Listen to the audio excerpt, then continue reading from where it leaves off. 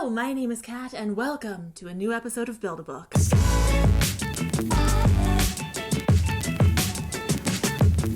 So today's topic is the 3 plots that every story needs. Oh my god, do you literally mean every single story ever, no exceptions or else? Well, no. There are exceptions to just about every writing rule because some writers like to be contrary bitches. Source? Hi, it's me.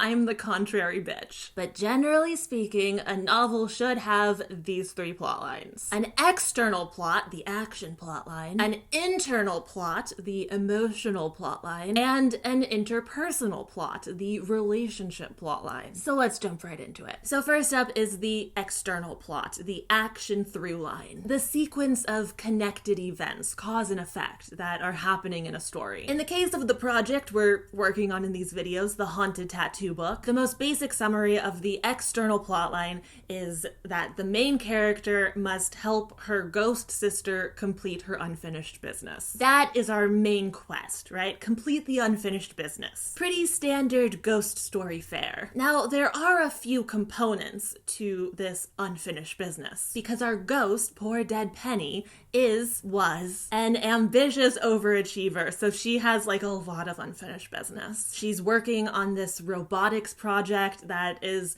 kind of like a masterwork thesis project. It is her entry in this elite science competition that Penny has to win before she can move on. Also, our plot twist push into Act 2 is a reveal that Penny was actually murdered. So of course we have to solve that too. So completing the project, winning the competition, solving the murder, these things are all included under the external plot umbrella of complete unfinished business. Then, of course, we have the internal plot line, the emotional through line, how the main character feels and grows and learns and changes as a person. What is their mental and emotional journey over the course of the story? When I was initially brainstorming this book, I threw out the idea of an overly ambitious sister versus an indifferent slacker sister. And that dynamic stuck. And because of that, and because their relationship is so central to the book, this theme of ambition versus indifference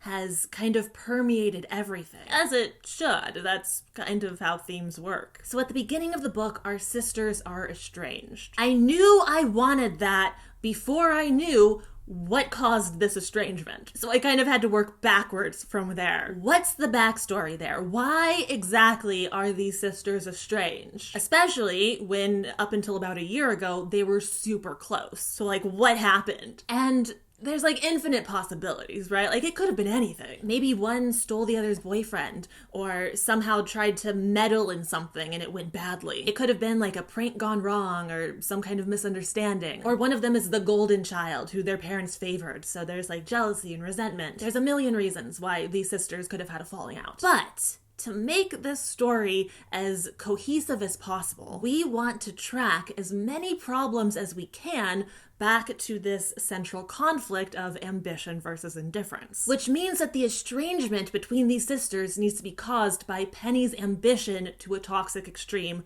versus Charlie's indifference to a toxic extreme. Ruthless ambition versus ruthless indifference, and they both lose. So, here's what I have in mind. Here's the tea. Here's the hot gossip. Penny and Charlie both applied for this elite science program. Penny for her robots and Charlie for her computer programming. The twins are super close. They plan to go into this program together. They do everything together. You know, Penny builds things and Charlie programs them. They're a team. But then Charlie got accepted and Penny did not. And Penny begged Charlie to turn it down. Don't go without me. Don't leave me behind. Let's find another school or a program or something else that we can do together because we're a team and we have to stay together. So Charlie turns down the invitation to this program because her sister is more important to her than whatever ambition she has there. So it's not that big of a deal and she doesn't care that much, whatever. She turns it down. And then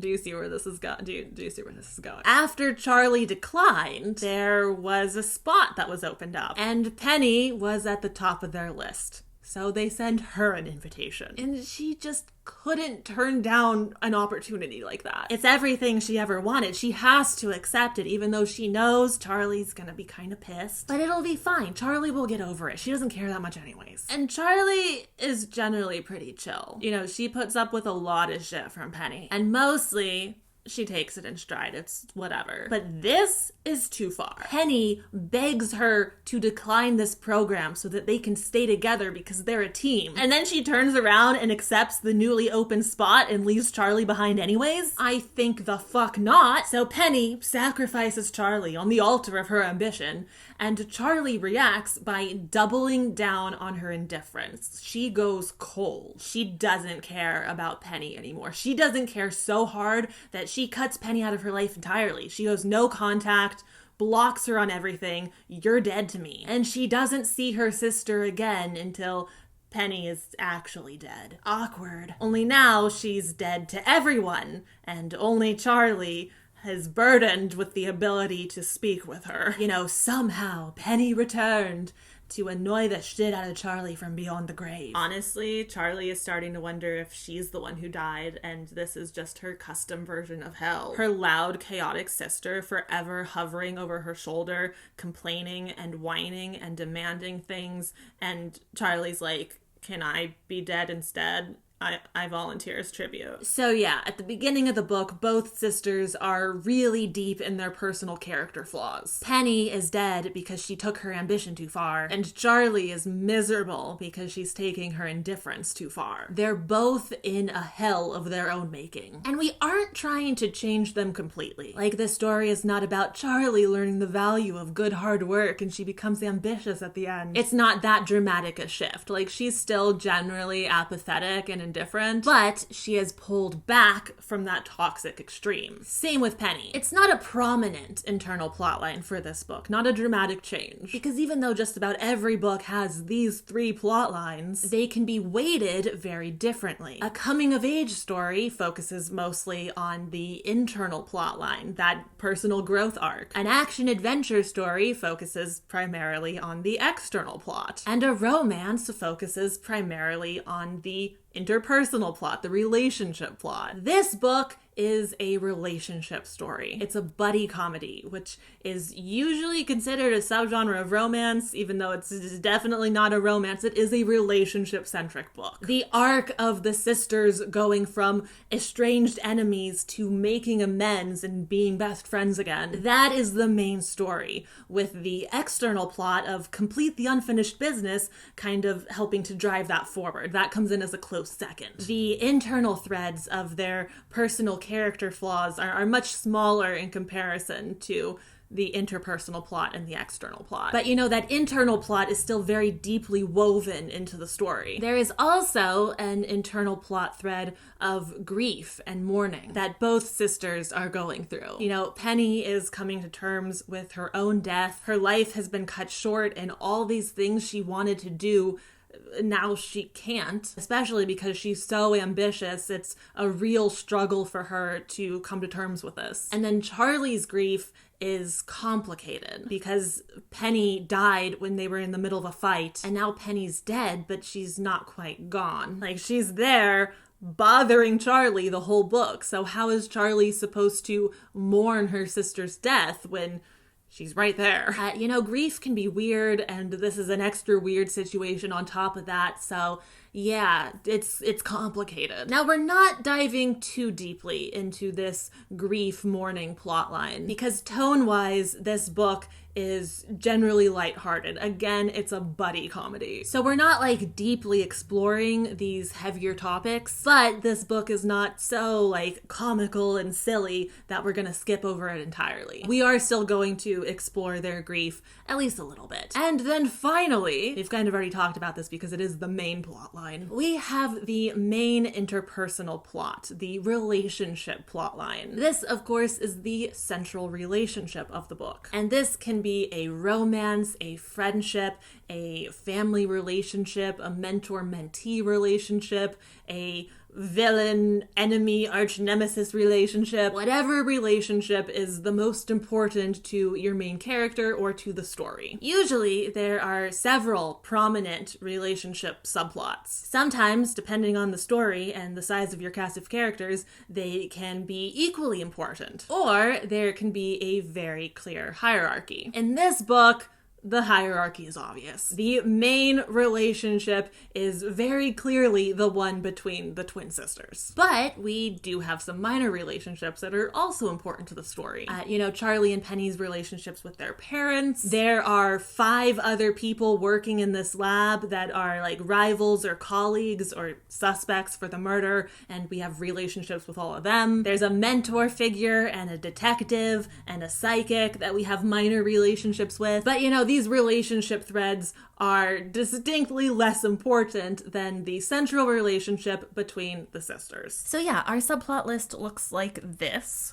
For now. Basically, everything falls under the plot umbrella of Charlie must help Ghost Penny complete unfinished business. But some of that unfinished business is external, like completing the project and winning the competition and solving the murder. And then some of that unfinished business is fixing personal character flaws and repairing their relationship. Emotional and mental unfinished business too. Penny's obsessed with her project and the competition, but the real unfinished business is the character flaws we healed along the way. Because really, we need to do that first. The sisters need to fix themselves individually and solve the internal plotline first.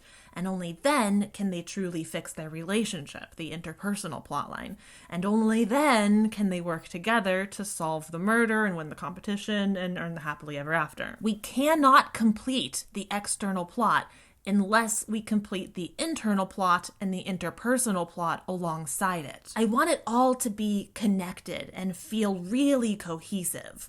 All these plot lines are really braided together and dependent on each other. Like, when the girls are fighting, they fail at making progress with the project and the investigation. Their constant bickering keeps derailing them, and everything goes wrong. But when the girls are getting along, when they work it out on the remix, their work together flourishes and they succeed. All right, so now that we have our main plots and most of the subplots figured out, we know what this book is generally about, so we can craft a logline, a 1-sentence pitch for this book. So we're going to start with the brief summary of the action through line, our main umbrella plot. Main character must help Ghost Sister complete unfinished business. Great. Very basic, very straightforward. Now let's make it actually interesting and specific by adding the interpersonal and internal lines to this. And, hopefully we can blend them together in a way that tells us what the story is about by touching on all 3 of the main plot lines. So introducing the interpersonal element is fairly easy. We have estranged twin sisters, and one of them is now dead and a ghost. Already, there's so much potential here for conflict and delicious angst. We have the mystery of why are they estranged? What happened there? And the drama of one of them being dead and the implied promise that they're going to be working on their relationship and trying to fix things between them. You know that if 2 of the main characters are starting the book estranged, the arc between them is most likely going to be a repairing the relationship arc. It's a hate to love arc, but sibling edition, because nobody hates you and loves you at the same time like a sibling. Source? I'm the oldest of 3. So adding in the relationship line, we get something like this. Charlie must make amends with her estranged twin sister, who is now a ghost, and help Penny complete her unfinished business so she can move on. And that is fine, right? We're improving on it. We're heading in a better direction. But let's try to add in the internal plot line as well. We want to highlight the central conflict of Charlie's indifference versus Penny's ambition. This is a major theme of the story and a major point of contention between the sisters. So we want to at least touch on it in the logline, which gives us something like, after her estranged twin dies in a lab accident and returns to haunt her as a ghost, Indifferent slacker Charlie must make amends with overly ambitious Penny and help complete a long list of unfinished business so her sister can find peace and move on. And that is also fine. You know, it's a little long and kind of rough. I'm definitely going to work on it more and fine tune it, but you get the idea, right? You can identify the three main plots from this one sentence. You know, we have the external action plot, complete a long list of unfinished business. The interpersonal plot, estranged twin sisters must make amends. And the internal plot of their core traits clashing and causing problems. Indifferent slacker Charlie versus overly ambitious Penny. I could also squeeze in the murder mystery element maybe a little bit. I feel like I should at least tease it, you know? And I can probably do that by just adding the word suspicious here. A suspicious lab accident. I could also lean harder into the murder mystery aspect by swapping this out, help complete a long list of unfinished business so her sister can find peace and move on? What if instead of that, something more like, before the person responsible for Penny's death sets their sights on Charlie. Don't know if I like the focus on the murder mystery in the logline. I think the word suspicious might be enough. You know, again, this is a relationship story first. I don't want the murder mystery to take over. And in the logline, I don't know if I want to get into that. If I were writing a query letter, I would absolutely get into the murder mystery aspect because that's, you know, our hook, our plot twist push in Act 2. So the query letter would build to that and end on that note. But as a logline, a one-sentence pitch, I think the implication is enough with the word suspicious. You know, I don't want this sentence to be too long or convoluted. It's 299 characters, and Twitter pitch contests need to fit in one tweet, which has a 280 character limit generally. So we already need to trim this down. So her sister can find peace and move on. 263 characters. That would work as a Twitter pitch. I do wonder if emphasizing some kind of risk or consequence would make this hit harder. You know, some kind of or else. So her sister can find peace and move on is nice, but we don't get a sense of how bad it would be if we fail. Before the killer goes after Charlie next, or else she will turn into a corrupted spirit and must be vanquished. I don't really love any of these. I feel like these work for a story that is not quite the one I'm writing. So I'm gonna think on the risk and consequence bit some more. But I do have a solid start for a one-sentence pitch. You know, I have a couple drafts here to play with. I could probably get rid of "to haunt her" returns as a ghost. All right, I'll continue to tinker with this. I'm gonna workshop it some more, obviously, you know, but it's not a bad start. And yeah, I think that is gonna do it for this video today. I encourage you to take this as a writing exercise. I'm giving you homework. Figure out the three main plots of your story: the action plot, the emotion plot, and the relationship plot. And once you have those plot lines identified, you can put them together in a sentence and craft yourself a nice little log line. And that way, when someone asks you, "So what's your book about?" you have a one-sentence summary pitch ready to go. But yeah, that's it for this video. So thank you so very much for watching. I hope you enjoyed it. I hope you have a wonderful night, and I will have another video up soon, so I will see you then. Bye!